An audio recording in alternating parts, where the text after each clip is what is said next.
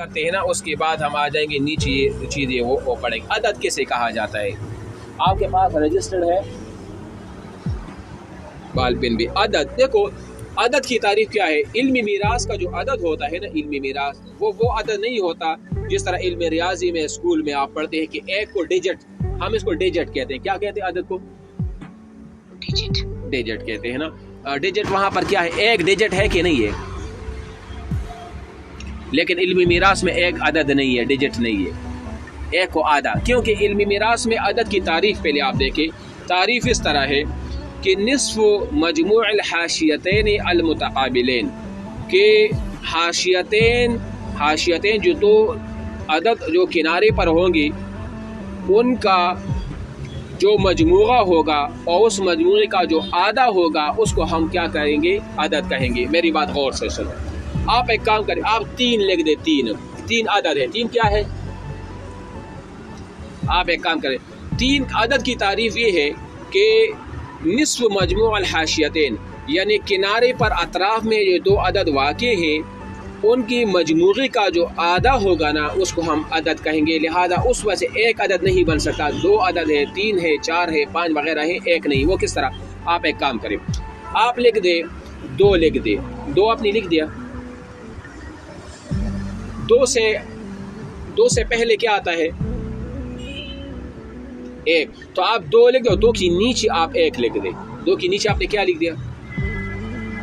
1। और 2 के ऊपर क्या आता है? 2 के बाद 3 आता है। अब मुझे बताइए, अब 3 और 1 के दरमियान क्या है? 2 लिखा है आपने। आप मुझे बताइए, ये जो 3 है और ये जो 1 है, ये 2 के अतराफ में वाक़या है कि नहीं है? एक तरफ 3 है और एक तरफ 1 वाक़या है कि नहीं है? अब जो अतराफ में वाक़या है ना, इन अतराफ को आप जमा करें। एक तरफ में क्या है? और 3। आप 3 जमा 1 आप कर दो, लिख लो। 3 को 1 के साथ जमा कर दो और मसावी क्या आएगा? 4 आएगा। अब ये 4 को आप आधा करें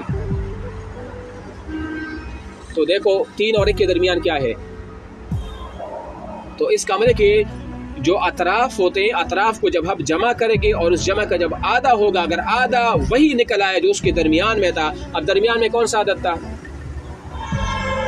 2। और उस आपने जो जमा किया और जमा का जब आपने आधा किया तो आधे का क्या आया? वो 2। तो दोनों सेम है कि नहीं है? तो ये अदद है। अब मेरी बात गौर से सुनो। अब वो 2 अदद, मैं कहता हूँ कि 1 अदद नहीं है। क्यों अदद नहीं है? क्योंकि 1 इस तरह नहीं आता। आप मुझे बताइए, 1 के नीचे क्या है? पहले 1 से पहले कुछ भी नहीं, तो नाम तो होगा उसका ना, जो कुछ भी नहीं है। आप कैसे लिखो? वो 0 है। लिख तो नहीं, अदद तो नहीं है ना।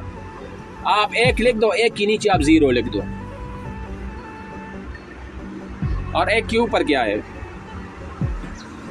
2 भी आप लिख दो। आप मुझे बताइए, 1 के एक तरफ क्या है?